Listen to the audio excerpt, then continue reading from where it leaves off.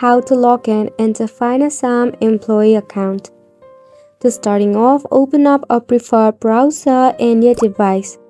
Search for Finassam employee login.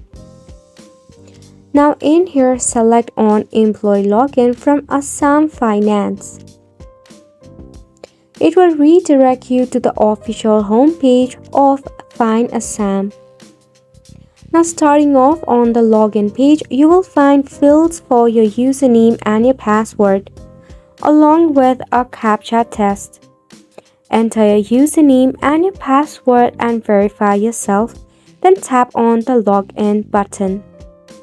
If you are a new employee in the Register New Employee option, you can tap on it, where first you have to enter your IFSC code, then your account number, then select the Continue button.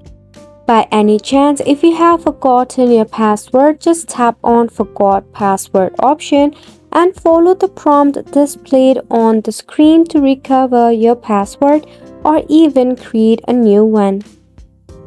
Make sure that your caps lock key is off before entering your password. That is pretty much it for this video as well. Thank you so much for tuning in. We'll see you very soon.